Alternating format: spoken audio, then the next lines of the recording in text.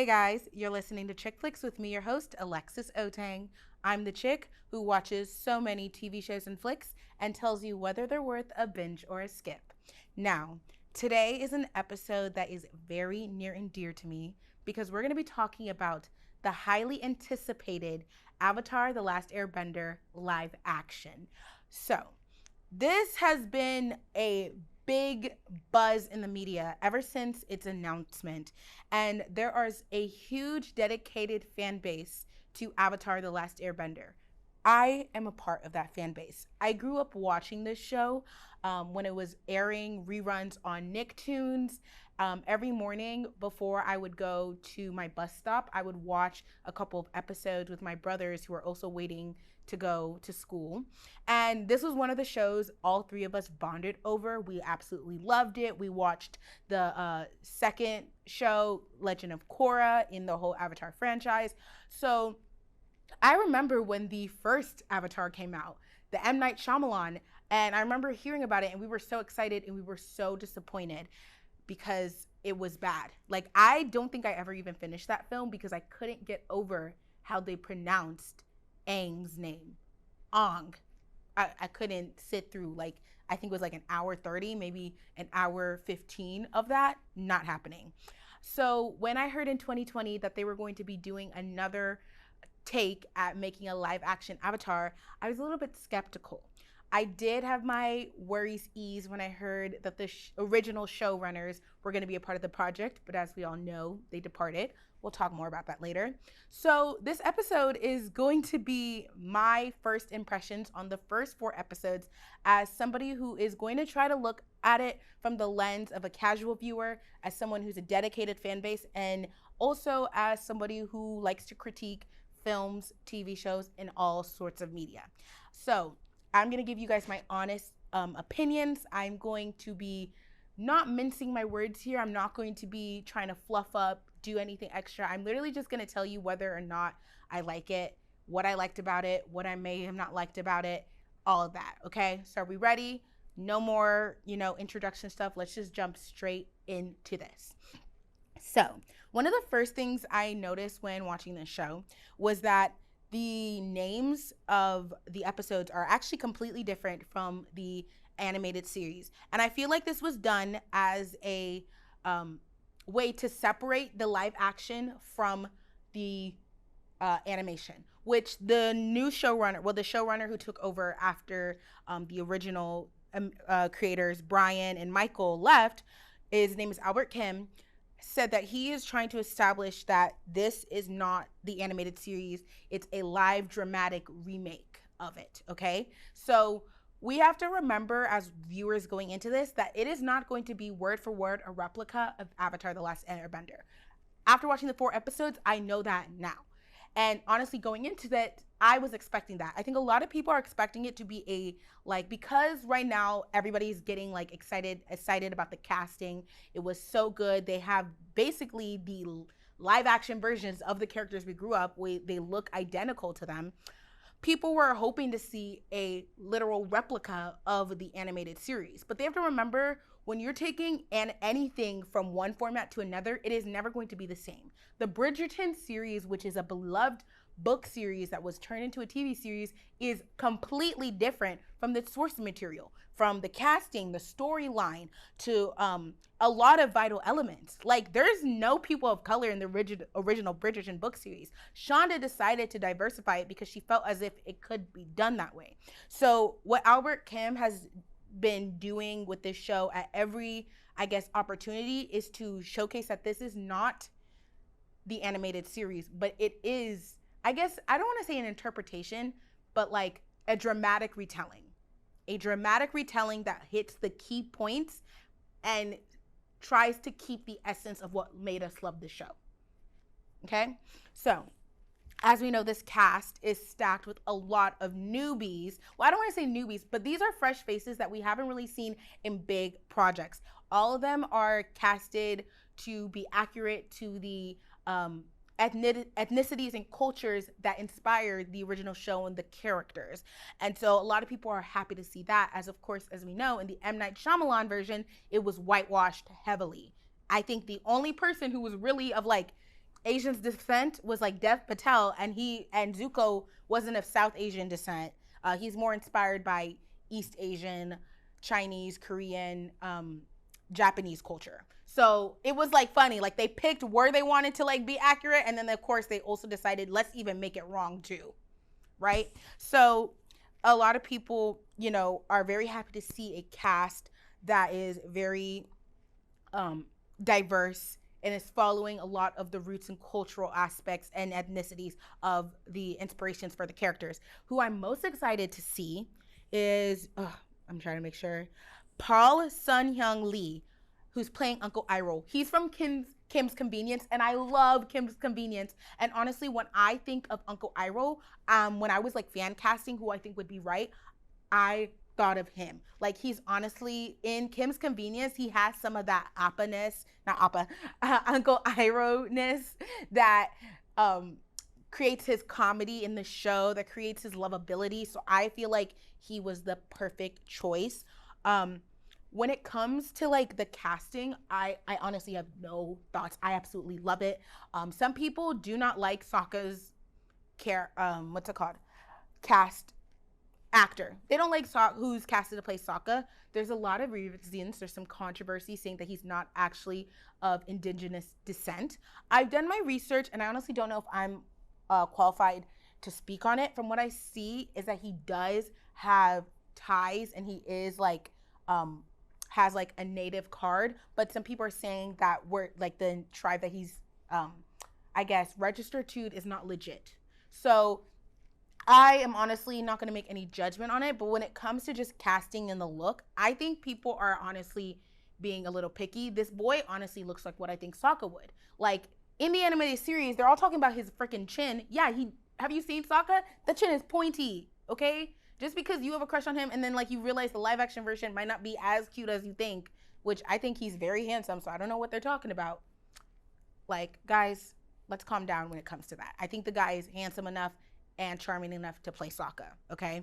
I love Dallas Liu as Zuko, like the casting of it. I think honestly that's what I imagine Zuko to look like. Some people feel like the character who plays Jet, which is Sebastian Amoroso, should have been casted to play Zuko, and I honestly am not. I'm gonna have to disagree with you guys. I think they got it right with the casting when it comes to the looks. But there is one thing I want to talk about when it comes to Albert Kit and the show running. He has a quote. So let's start off with the first episode, which this ties into it. First episode, it's not named The Boy in the Iceberg. It's named Aang. And honestly, this episode starts off with us setting the tone of Aang's backstory. We don't really get into Aang's backstory until about the third episode in the original series, second episode. But this first episode, it has the boy in the iceberg and Aang Avatar Returns. Like those two are 20-minute episodes. Think of the first episode of the live action as like a combination of both of them. But we also get a lot more into Aang's backstory first 4 months. Like we opened a show to before Aang is frozen in that damn iceberg. Now we know in the original that's not the case, right? And since the first episode is about Aang, let me go ahead and talk about what I thought of the actor Gordon Cormier, I hope I said that right, acting and his portrayal of Aang. I honestly think he did a pretty good job. I feel like my only problem with his portrayal is that it comes down to the writing. It's not him. I don't think it's him. I think the writing needed to give Aang more moments of playfulness. What I think people, like the writing forgets is that Aang is a kid trying to become the Avatar, okay? That is something that is literally said all throughout Atla, and it's also used as a way to showcase the parallels between Korra and Aang. Aang was a kid trying to be the Avatar. Korra was the Avatar trying to learn how to be like a kid, a human, a teen, right? She was navigating a whole different journey that doesn't really look like Aang's. And it feels like this Aang is very like serious in trying to save the world and do his duties. When in the original, Aang was reluctant to accept those responsibilities. We know that as first he ran away after hearing that the monks were going to separate him and Gyatso, and that they were going to send him away for more training and to like take on his avatar duties. He was like, I don't want my life to change. I don't really want these responsibilities. Decided to leave for some peace of mind, ended up getting into a storm iceberg, right? So this whole journey starts because Aang is low-key running away from his responsibilities. It feels like he is way too like jumping into like, okay, I've messed up, I ran away, I need to take on this role as the avatar, let's do this. Like, it's straight into that after realizing that he's been gone for 100 years. And I feel like they needed to slow that out a bit. I mean, the whole reason why he went to Kyoshi Island, which is the second episode, we get to Kyoshi Island by the second episode, was because he wanted to go ride the freaking giant koi. He wasn't going to Kyoshi to actually like connect with Avatar Kyoshi, learn a bit more about the Avatar state, none of that. He was going there to play around. And so I feel like they're missing that. I understand they claim they don't have as much time to examine every single arc that the animated show has. But I like to raise them this. The animated show, and I did my math, is about 7 hours and 30 minutes. 7 hours and 30 minutes. The live action, 8 hours. They had 8 hours. So you had 30 extra minutes. 30 extra minutes. And factor in that there's episodes in the original Avatar that they do not need to do. Like, there's the one about the two groups who are trying to make it through a passageway and they're both very different and they argue about their history. We don't need that. We're good on that, right? Let me look up the other episodes. There was like one more filler episode, which I was like, y'all don't need to go into that one, right? But you factor that in with them cutting out the filler episodes that they don't really need to go over, the arcs that are not that important. We good. We got complete. It's called The Great Divide. We don't need to do the fortune teller. I love the fortune teller episode, don't get me wrong, but we don't need it, right? Now, mind you, I've only watched the 4 episodes at the point that I'm filming, so maybe they do the fortune teller. I only know in the first 4 episodes, we didn't do it, right? We don't need to do Beto of the Water Tribe, the deserter. Which one's that one? We don't need to do the deserter. Maybe we do need to do that one. But all I know is there are some filler episodes here that are not super like the waterbending scroll, right? That one is not super, super vital to the story. So with that cut out, you definitely had time. You definitely have time, right? So I feel like that needs to be played up more. And honestly, I don't know if they'll have the chance to really inject that in, because as we get further along in the Avatar series, Aang becomes more and more serious and understanding of the weight of his responsibility. So much so that by the time we get to the book 3, he's anxious about the fact that this is what he has to do. And he's not sure how to handle it because he knows he's the only one who can handle it. So I feel like there was a missed opportunity to really play up the fact, because honestly, in those first couple of episodes, Aang was not really trying to make it to the North Pole quickly. He was like, let's stop and do this. We got to stop and do that. The only reason they went to Omashu was so he could play in the delivery service like he did with his friend King Bumi in the past. But this first episode, I will say, I'm going to give them points right off the bat to the CGI bending. I didn't mind the CGI. I don't mind the look of the show. It's live action. This is based off of a fantasy kind of medieval past time, right? Okay, so some people are like, oh, like One Piece, they really should have shot on locations. There's not, like, where were they going to shoot on location for Omashu? Y'all want to answer me that? Where were they going to shoot on location for the North Pole? The Northern Water Tribe. Like, let's be realistic, guys. CGI was going to have to be a heavy part of this live action because of all of the outer world elements. And like I said, that's why I'm sometimes a firm believer that some animated shows should be left alone. But I'm not opposed to them doing it. You just have to, everyone has to accept the fact that we cannot make everything practical in locations, in effects, in visuals. Like, some things are going to have to use technology, and I'm okay with that. Some people are not, and to them I tell them, you're gonna have to get over that, okay? Like, if you let that stop you from enjoying the show, it's gonna be a real bummer. So this episode, right off the bat, the bending is way far ahead of all of the other forms we've seen of like CGI bending, especially M. Night Shyamalan. Like, we don't have one person doing 80 people doing this whole significant, like, synchronized choreography to move one damn rock. You know, they're moving shit. They're doing this, and bruh, they're bringing a lot of good action, a lot of good fight scenes to this show. I also think the first episode really sets the tone that this is going to be a little bit more dark and dramatic. Of like, we know the animated series to be lighthearted.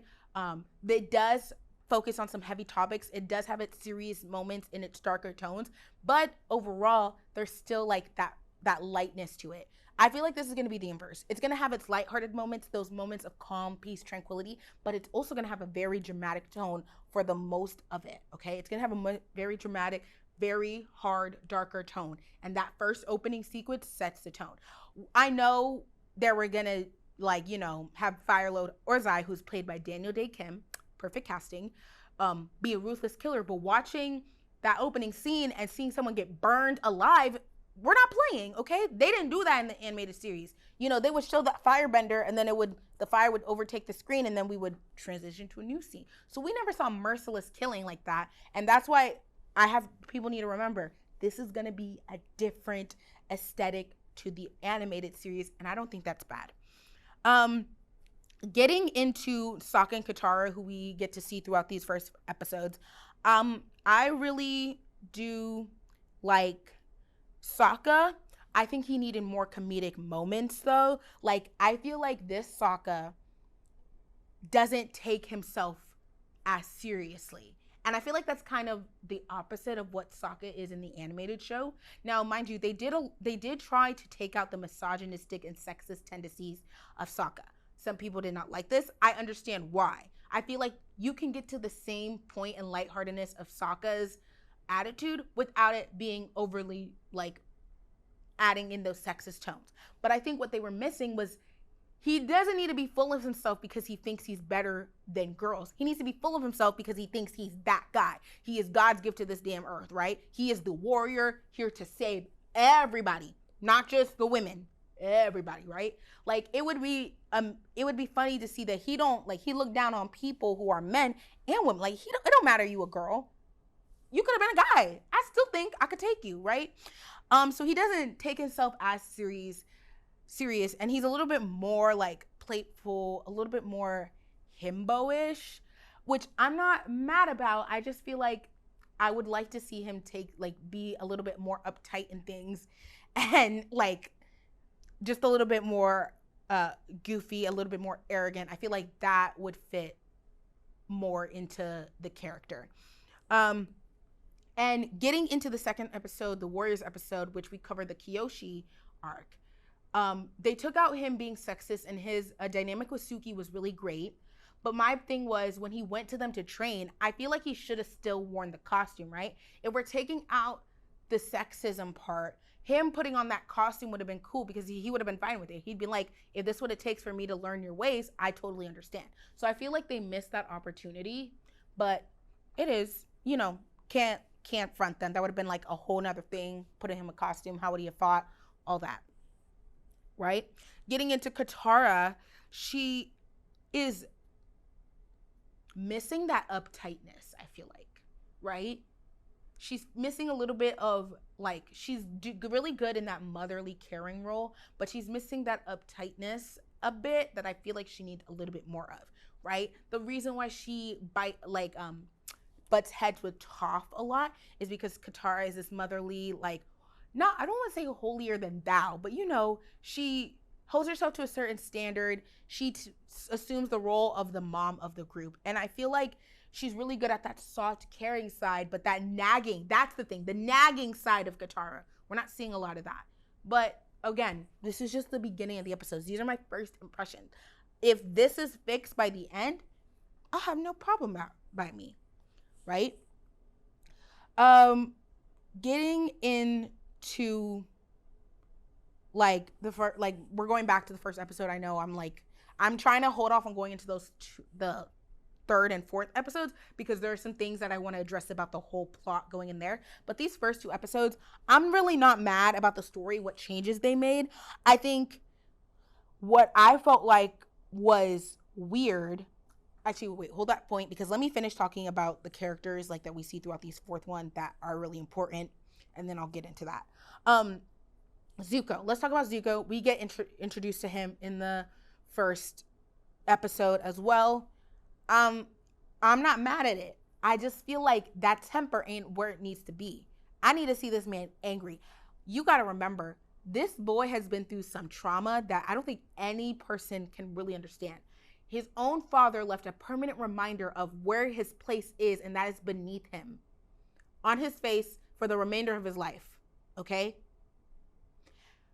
You're gonna be like a ticking time bomb at every point. And I feel like he's not truly, like, by now, these 4 episodes, he should have hit that point of peak of anger, right? If we're gonna get that scene when he's yelling at the clouds to strike him with lightning so he can try to redirect it, I'm gonna need to see levels, because that is the peak. And by the time we get to that point, we should not, like, that should not be the time we see the most of his anger. Does that make sense? Let me re-explain that. That is one of the moments where we see his anger, like, finally overflow and collapse, and he finally is like he's screaming at the thing, and then he's finally like, why? And like, it's like his highest to lowest, right? We need to see that anger, like, in levels before we get to that. And right now, we're not seeing that.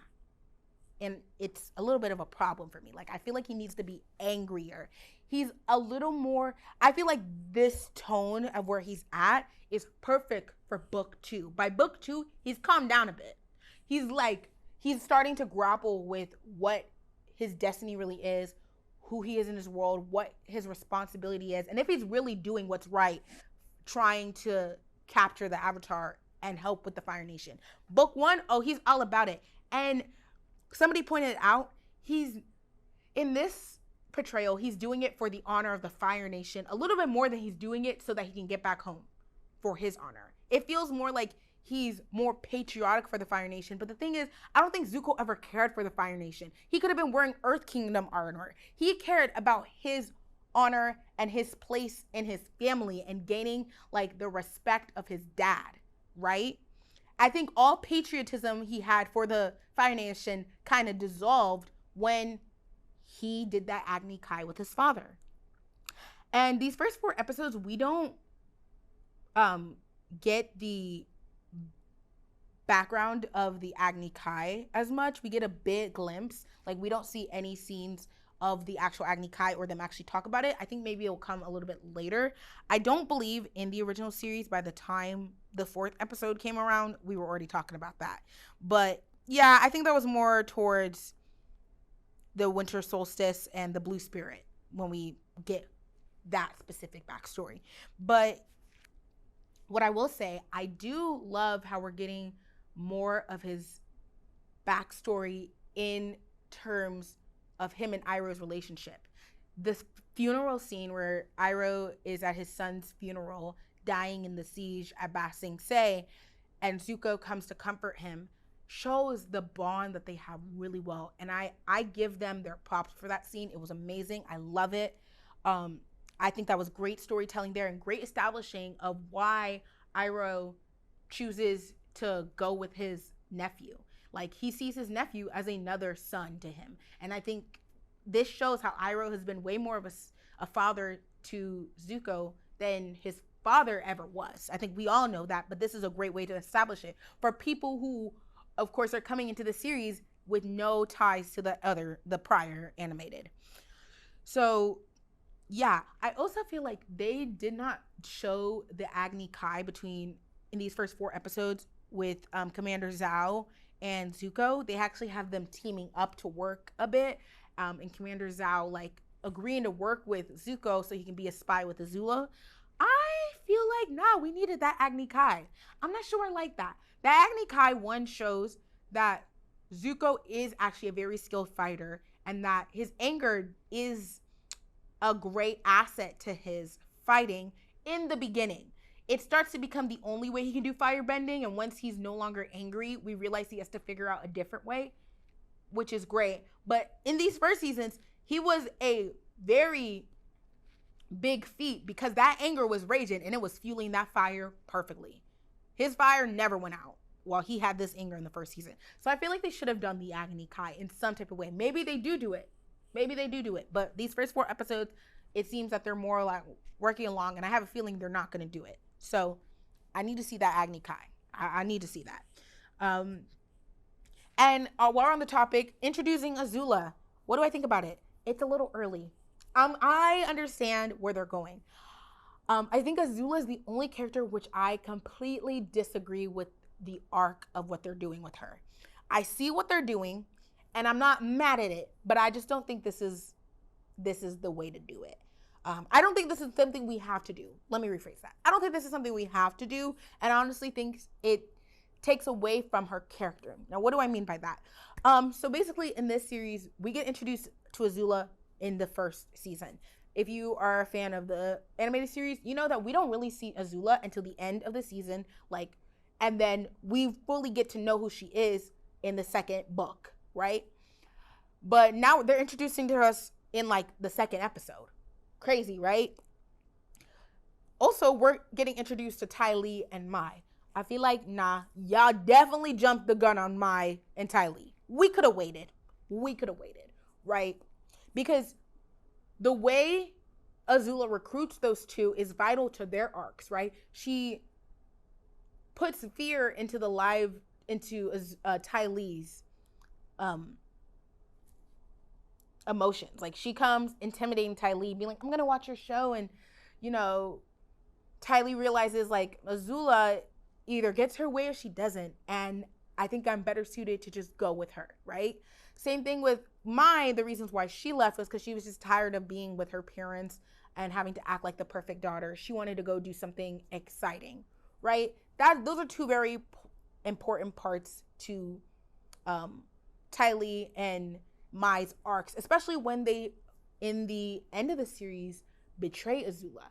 So I feel like we jumped the gun on them being introduced, especially because these first 4 episodes, it was really nothing. We didn't need these 2 girls.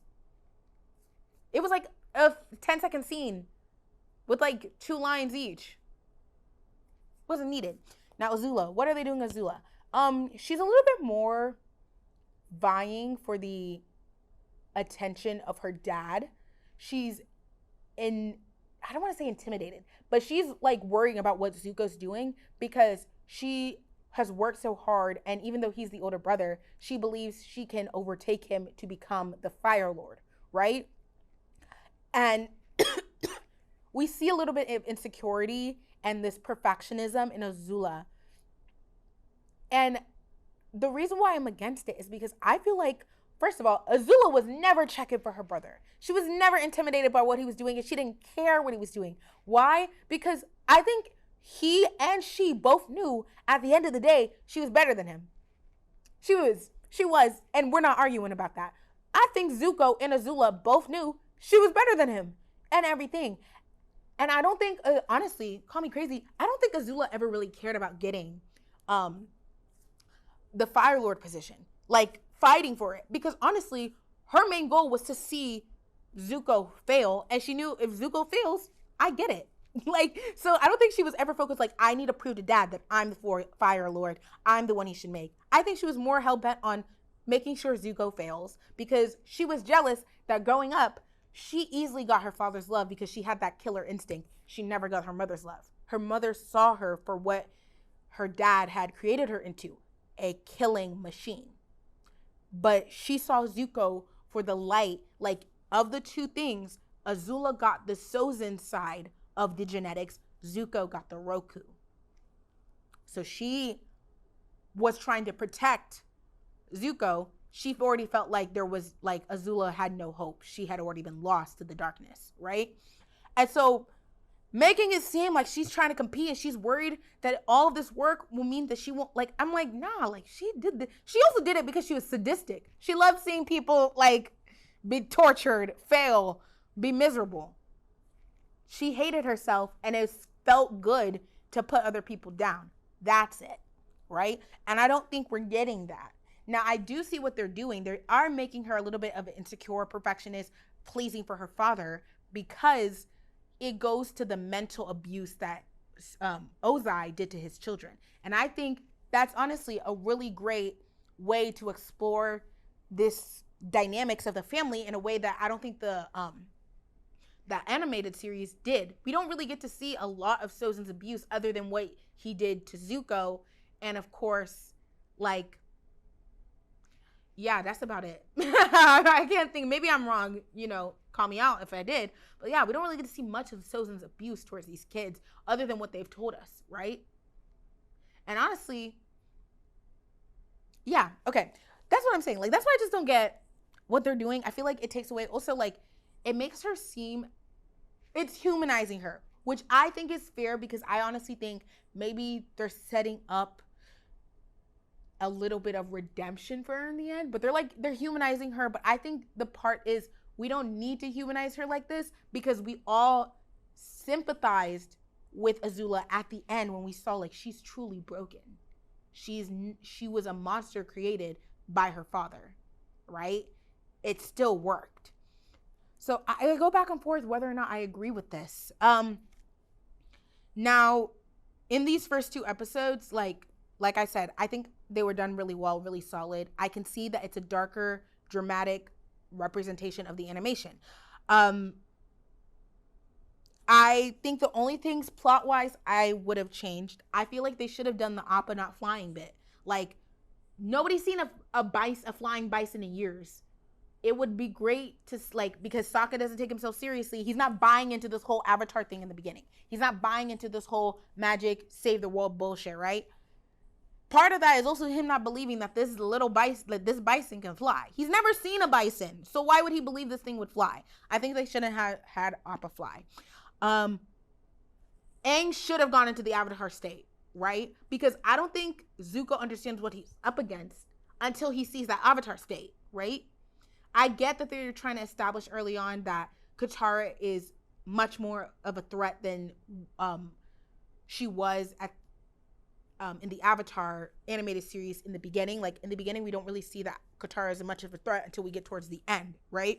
It's always Aang that Zuko's watching out for. Now they're trying to establish that all 3 of these people you need to watch out for. But I definitely think the first time we should have seen Aang gone into the Avatar state, it should have been that. It should have been that. Also, I do not agree with us not seeing Gyatso take out like 10 of those firebenders before he died. Gyatso was surrounded by a bunch of dead Fire Nation soldiers when we saw his skeleton in the anime series. And it goes to show you, this man went out kicking and screaming and swinging. And he was like, if I'm going down, I'm taking a couple y'all with me, right? Gyatso, I'm not saying that he did, like, he went out like a bitch. That is not what I'm saying at all. But I'm saying that Gyatso, we should have seen more of his ferocity, because airbenders, while they are nomads, are some of the most deadliest benders. They really are. And it would have been great. And then I also think that I don't mind that Aang was able to calm himself out of the Avatar state with Gyatso calming him, but Aang had never been into the if that's the first time Aang had ever been in the Avatar state, I don't think he should be able to calm himself and get him out of that state that quickly. Remember, in the animated series, in the beginning, Aang does not truly understand how powerful his Avatar state is. He needs to go to Roku first to talk to him and give him more about what the Avatar state can do. Now, they opt to do that with Kyoshi as she gives him a little bit insight into his power in that state, right?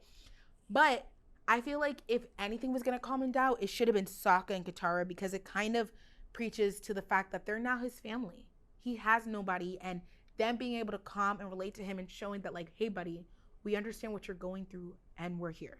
And I'll also say, I do feel like Aang got over the fact that he's been frozen for 100 years.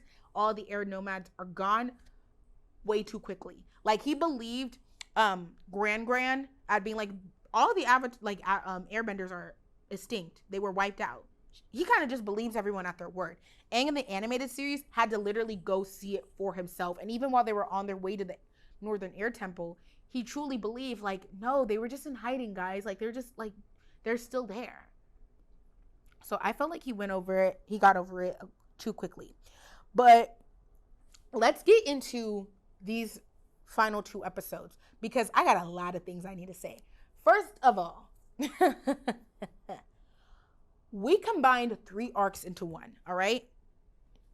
The 3 arcs that we combined, it's in here, are the King of Omashu, Jet, and the Northern Air Temple from the animated series are all kind of crammed into the episodes Omashu and Into the Dark. First of all, and the Cave of Lovers. The Cave of Two Lovers, I think it's called. Is that it? Let me make sure.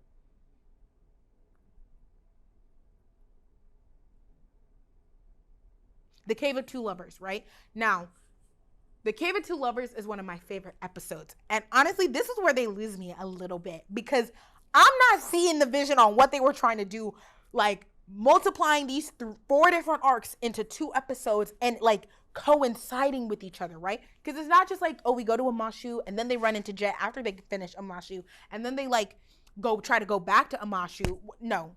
And then they go to the Northern Air Temple. No, like this is all happening within the same setting, place, time, all at the same time. So let me explain, right? They get to Omashu, they meet Jet. Jet is now working in Omashu. They're not just working at some earth-bending village that was overtaken by the Fire Nation. They're now working in Omashu, right? We are introduced to the whole Boomy like arc with Aang. We are introduced to the whole Jet arc, and then we are also introduced to the whole Northern Air Temple with the mechanist. Danny Pudi plays him, and his son Teo, the wheelchair-ridden Teo who can fly, right? I'm so confused on why this was needed to be done, right? I definitely think they could have just made these like their own. Like, I don't think it works. Because, okay, let's start with Boomy. First of all, the only reason why Aang went to Omashu was just to do the delivery service. He did not go in search of his friend. He did not go because he thought Boomy was dead, right? So he gets there, right? And they meet Jet, and then they see the flying Teo, and so they meet the mechanics, and those 2 arcs start happening immediately. Jet and Katara gets close. She starts forming a crush on him, starts trusting them. He helps her see that like she can use her pain to her bending. We see Sokka and how he has a knack for mechanism. Okay, I can't. He's really good at like craft and shit. And then we also see Aang, go with Teo, and he forms a bond as he like feels like, you know, you're not an airbender, but you have that spirit of an airbender. And they find out that there's spies working in Omashu, and they're gonna all in their own way help to try to take it out. You know, we get the crossing of when Katara sees that Jet is actually a bad guy, and that leads him to targeting the mechanist, because as we learned in the animated series, the mechanist is actually building stuff for the Fire Nation in order to keep him and his son safe, and the little village they created at the Northern Air Temple. That storyline of where he's just trying to keep the city safe and his son safe, same. And I don't think he's building stuff. He's just giving them information and spying for them, right? And then you have King Boomy, who captures Aang. I'm getting ahead of myself. So it's so much. That's what I'm going to say, right? Because I can't even explain it. Somehow we do all of that, and then also we have Jet gets betrayed by Katara. They stop his plan, which was to blow up the mechanist who was going to a meeting with the king, to blow up the king, the mechanist, and all the spies who were attending that meeting, right? They foil that plan. And then Aang gets captured in the crosshairs. He gets taken to King Boomy, and he has to do these challenges. But now he's just doing these challenges because Boomy is crazed and making him do these challenges. Like, he has no reason, like, because Katara and Sokka are not with him. Where are they, you may ask? They are trying to get to the tunnel, to the palace, by going through this tunnel, the Cave of Two Lovers, and we get that backstory. We are a whole book early. What is going on? This was not needed. Like, actually, You took one of the best filler episodes, right? Which it's a filler episode that's actually really important because we established the first earthbenders, which were the badger moles. I almost called them the giant naked mole rats. I almost called them the mole rats, the badger moles. And then they change like the purpose of the caves. Like they change what we know as the badger moles. The badger moles are blind and they earthbend. And because they're blind, they're that much stronger because they can feel the world around them. They use their other senses, and that's why they're so good earthbenders, right? It also speaks to why Toph is such a good earthbender. She's blind, and that's not her weakness, it's her strength because she's so much in tune with her other senses, and earthbending is all about feeling what is around you. They now say that to get through the caves, the lovers had love, and the badger moles could sense that, so they would pave a path for them. And then they waste, like they say that the crystals are actually not have anything to do with them getting out of the cave. You wasted that filler arc, which you could have used with Aang and Katara to establish their romance. That's another thing. I don't have the feeling that Aang has any bit of a crush on Katara. And maybe, like I said, I'm only 4 episodes in. Maybe they're going to do it more in the next couple of episodes. All I know is this. Y'all need to start cooking quickly. We need to start seeing those remnants quickly. Because right now, I feel like she has more romance with Zuko. And I am not a Zutara shipper. Y'all never going to catch me shipping those two. The ones who ship them are delusional. And y'all are the same people who fall in love with a man when he looks at you one way, one time. That's crazy. Nothing in the animated show really makes sense for Zuko and Katara to be together. And I promise you right now, if they do that in this live action, I will throw my iPad at a TV. We interrupt this program for an important news announcement. Okay, so I forgot to make this point, so I'm sitting back down to record because there was one more point I wanted to make about them jumping the gun on this secret cave for 2 lovers arc, right? For 2 lovers, whatever. They casted the best people for the traveling hippies crew that tells them about Aang, Katara, and Sokka about the cave initially in the animated episode, right? And then we also get the song. And what made me so mad, I had to pause for a second, was that Sokka was actually amused by them and Katara was annoyed. What? That episode is probably one of my favorite filler episodes, like I said. And you saw the potential in the joke, and you went as far as casting the perfect people, setting up the whole thing. They were dancing. They literally sang the song. And you can't even make sure that the right person is annoyed. I know y'all ain't trying to be the animated show, but what was the point of bringing them? Like, you knew that joke was good and it was going to hit. And like everyone was going to be like, oh my God, it's the traveling hippies. So why not continue? I really felt like that wasn't the move. I wasn't amused. And I'm not really happy that they did that. So yeah, I came back to record to say that because that's my favorite episode. And already and then also they missed out by not doing this arc, like I said, on establishing that love connection between Aang and Katara. But that was their first kiss. Okay, I rewatched the episode and at some points I'm like, okay, did they actually kiss? But I truly felt like they did kiss. That was their first kiss. What is their first kiss gonna be? And some of y'all might be like, no, the first kiss was right before the invasion on the eclipse. I don't believe it. They did kiss. Why would Aang blush at the end when they were like, we let love guide us, and he was blushing. And Katara was blushing as well. They kissed. And so y'all missed the opportunity for them to do their first kiss in that beautiful cave, nobody around. And it was because of course they don't talk about that kiss because they're like, oh, that was just a kiss to get out of the cave, right? I'm really sad that they jumped the gun on this damn arc. All right, back to our regularly scheduled content, where I ended after I talked about this arc.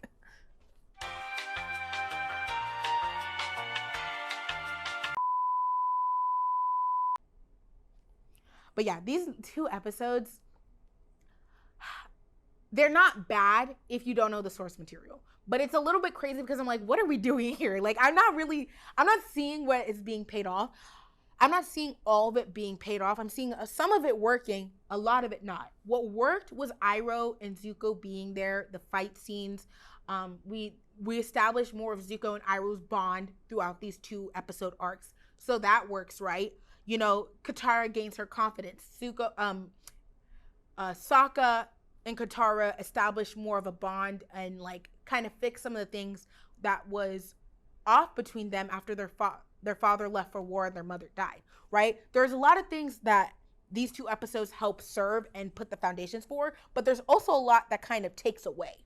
So I'm at odds with these 2 episodes when it comes to that. Also, Boomy holding a grudge at Aang for not being there is crazy. Him being like, you abandoned us. Bro, you don't even know what happened. And also, like, I feel like Boomy is too carefree to be holding a grudge like that. And also, it makes it seem like Boomy didn't do that to give Aang a lesson of he's going to have to be a quick thinker, think outside of the box, be unorthodox and crafty. It seems like he did it like holding a grudge. And I don't like that. Like, I like Boomy being this crazy mad scientist in a way. Like, that's what he was telling Aang. Think like a mad scientist. Think crazy because it works. So I didn't really like that. And yeah. And it deviates too far because it seems like Boomy like super cares about, like, Boomy is so carefree that he let himself be captured because he was like, he's like, right now is not the time to fight. He's like, when it's time to get serious, I'll get serious. It's not right now, right? So he knows when to fight battles and not to. And this did not seem like a battle he really needed to fight. But despite all that, I still kind of like the episodes. Like, when it comes to visuals, when it comes to the fight sequences, they're good. I do still like these characters. They're different interpretations. There's things that I wish I could see more of. But I'm not turned off. I finished all episodes. I still had to see what happened. I still have to see where they're going. And so if you want my honest opinion, I like the live action. I like it. Even though there's some things I disagree with, which I'm like, I don't see this. I don't want this. I'm not really feeling this. It's not turning me off. And I got to give them props to it. Because this was definitely a task that was not easy. There are so many people who are attached to the animated series, me, myself included, but I feel like I have the ability to like see what they're trying to do, give them props, even if I don't think it necessarily works. Like the Cave of Two Lovers, I feel like this is so unnecessary. They really didn't need to do it, but hey, I see why you did it and where you were going with it, and I can commend you on what worked and I can critique you on what didn't. There are some people who never wanted this live action series to go well. We're always gonna hate it despite what they put out. But I'm gonna tell you, if you are somebody who's deciding if you should watch this or not, give it a shot. I think you'll find things you really, really like about it that have that nature of the animated series. And then there'll be some new things you'll find yourself loving. I will give props to all the actors in this, okay? At the end of the day, I don't think their acting is bad. It's not bad at all. I think the source material needs a little bit of work on like what they're giving them. I feel like the writing has not given them enough to give the essence of their characters to the 100%, but this is just the beginning. I'm very hopeful by the time we get further into this season and further into the series, we will truly be looking at the replicas of their characters. So guys, is Avatar: The Last Airbender worth a skip or a binge? Babes, you better binge it. It took me forever to not, it took everything in me to not like watch the whole season one day, but I wanted to watch the first 4 episodes, sleep on it, rewatch them, come to my conclusions. If you guys want a final review on the whole season, you're already getting it because I'm gonna do it. But yeah, guys, this is ChickFlicks approved. Go out and start watching Avatar: The Last Airbender. Now, let's get into my outro. Guys, I'm so happy to have done this episode with you and review Avatar: The Last Airbender live action. If you guys want to follow me, my socials are going to be on the screen and at the end of the video. Follow me on my profiles, my personal one and my show one. Follow us on TikTok, Instagram, Twitter. I don't have a Snapchat, but anywhere you can follow me. If you're listening to my podcast on Spotify or on YouTube or SoundCloud, please like, comment if you can, rate it 5 stars, subscribe, do whatever you can so you never miss an episode. And yes, guys, You tell me what you guys think about the live action Avatar. Did you like it? Did you hate it? Are you like in the middle? What are your impressions? And I will see you guys soon with the next 4 episodes of my final review. And like I said, guys, I'm excited to see where this goes. I'm very hopeful. And thank you so much for tuning in and listening with me. This is Alexis signing off at ChickFlicks. You guys have a good one. Bye.